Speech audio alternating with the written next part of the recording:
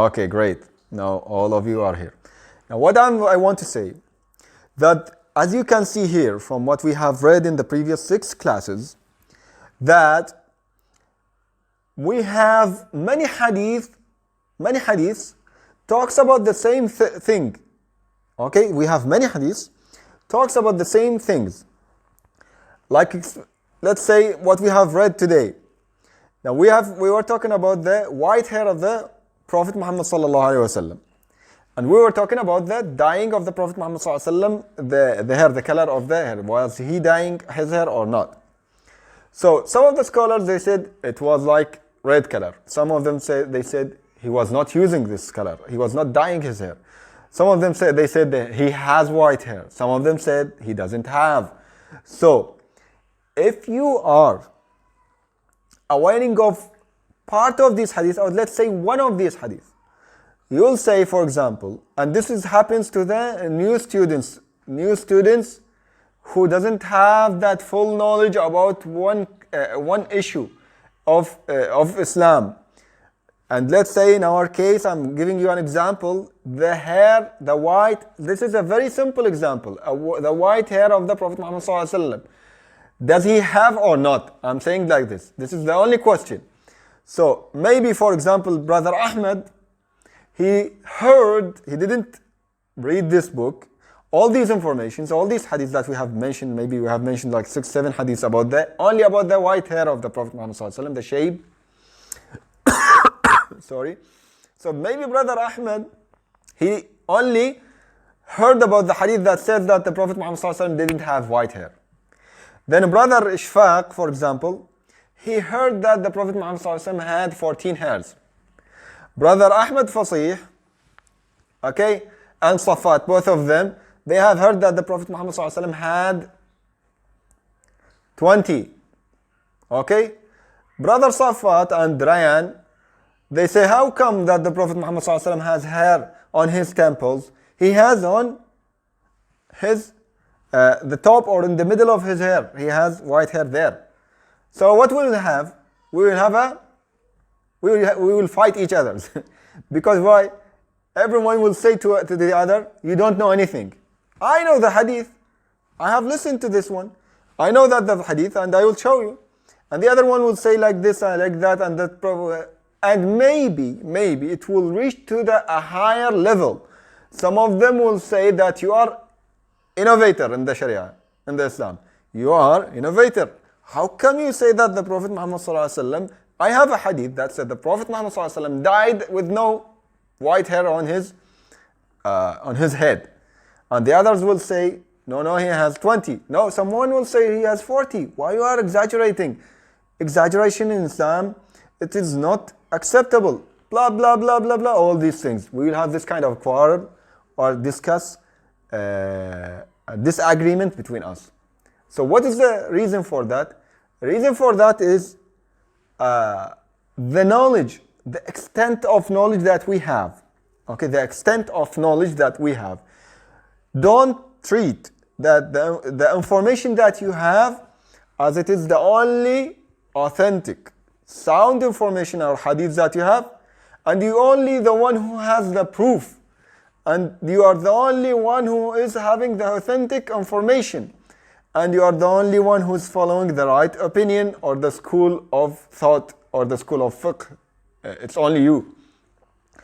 This that made people maybe fight each other, dislike each other, call the other names, call them innovators, and even sometimes it will reach to calling them as kafirs or killing them or fighting between them. Not because of this information. I'm giving you a simple example, not because of something like this, simple like this, the white hair or the color of the hair of the Prophet Muhammad sallallahu alaihi wasallam. Not because of it, not necessarily like that, but other things. Take it to higher level. If we are not talking about the hair of the Prophet Muhammad sallallahu alaihi wasallam, if we are talking about some things which is more important, the ceiling of the problems will also rise. If we are raising the issue that we are disputing about, the ceiling of the arguments will rise also. As I give you an example in the end of one of these classes, when I said that Surah Yasin, some of the people, they are reading or reciting Surah Yasin on the deceased person, and they are saying this is narrated by the Prophet Muhammad ﷺ. He said that, and there is, in fact, there is a hadith, and some scholars, they said it's acceptable, okay, and they are following that. And some of the scholars, they are saying it is not a right hadith, it is da'if. Therefore, according to the rules of the hadith scientists, muhaddithin, they said hadith da'if, we have to leave it and not worship Allah subhanahu wa ta'ala according to the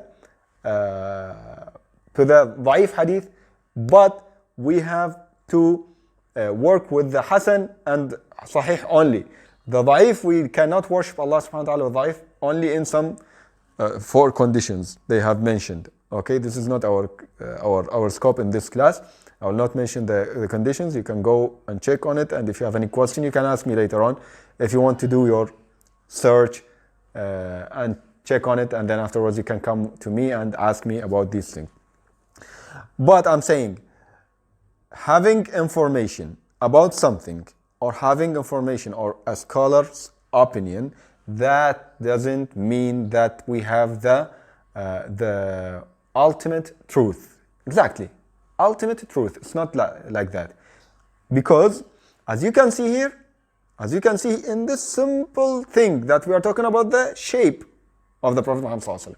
We are talking about the hair only about the Prophet. Something very small about the Prophet Muhammad ﷺ. It's about 14 or 20, almost 14 to 20 white hair in the head of the Prophet Muhammad ﷺ. You can see how many hadiths we have. Now, what we can say now, we can say that if we are students, if we are having the ability, we can search more. But it's not required from every Muslim to search and do a research or project or something like that to find out which is right, which is wrong. As I told you, you can imitate the scholars in 2 conditions. 2 conditions you have to follow the scholars. You have to follow the most knowledgeable scholar as far as you are concerned with that he have knowledge, and most righteous scholar that you think. And we have mentioned this one in the previous class. So these 2 conditions, the most righteous scholar or righteous scholar at least, and knowledgeable. So this one, I think XYZ from the Sheikh Zayd Amr, his name, I think that he's most knowledgeable Sheikh. And I think he's a righteous person, according to what I have seen from him. Okay, I will follow him, but that doesn't mean I am Ahmed Daniel. I will follow him, okay, as for example, but that doesn't mean Safat, who is following another Sheikh, is wrong. Since he's following authentic Sheikh, good Sheikh, also righteous, also knowledgeable, as long as Safat or Ismail following a good Sheikh, authentic, righteous, having knowledgeable, that's it. Ismail, if he's following this one, and Ahmed Daniel or Ishfaq, he's following the other scholar, that's it. No problem. We will not make a big problem with that. But some of the Muslims, they are calling those who are reciting Surah Yasin, for example, on the deceased person, they're saying they are innovators, which is wrong. It is not acceptable, because you need to read. We said that we have 7 hadiths in one small issue. So you don't know, if you read one hadith, you don't know how many other hadiths that is talking about the same issue. Okay? So this is what I want to highlight, is very important. Why I want to highlight this? Because one of the scholars, the old scholars, he was saying, it is a bad omen, or let's say a person is lucky when he finds a teacher, or let's say mentor, who mentor him or teaches him or lead him the right way at the early start of his studies or the early start of his righteousness. You know, sometimes you are not righteous, you are doing this and that of the sins, and you are not practicing your religion. Then afterwards, Allah subhanahu wa ta'ala gives you hidayah, and lead you to the right guidance, and you want to be a good Muslim and you practice your religion. You are practicing your religion. At this point, when you start to do this, you have a bad omen. Good omen. You have a good luck. If you face at this stage of your life, if you face a person who can mentor you, who can lead you, who can teach you. And also some of the people, they don't study, they wanted to start their studies, they study. At this stage, at the beginning of their studies, they are having good luck. Allah subhanahu wa ta'ala wants them the best when they start studying with sheikhs, mentors, teachers, so on and so forth. Because those who have started to study with themselves only from the books, or who started to study started to be righteous and practice religion by themselves, they will not. They will make so many mistakes. They will make definitely. They will make mistakes, or so many mistakes, because of not having a teacher or mentor or sheikh who leads them and who explains everything for them in their way, in practicing the religion or in studying the religion, and so on, so forth. Is it clear, dear brothers? Is it clear? This is very important.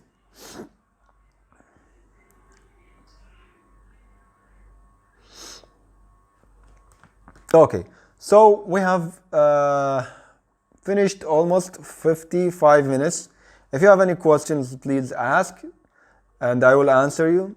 And the other thing is that for those who are new students, Brother Ryan, for example, okay, I want you to watch, the link is here in the chat box of my channel. I want you to watch the first 6 classes if you want to have the ijazah at the end of this class. Okay? So, thank you very much. Jazakumullahu khairan. If you have any questions, just ask me. Or if you don't have no questions. Okay, thank you very much. Assalamu alaikum wa rahmatullahi wa barakatuh.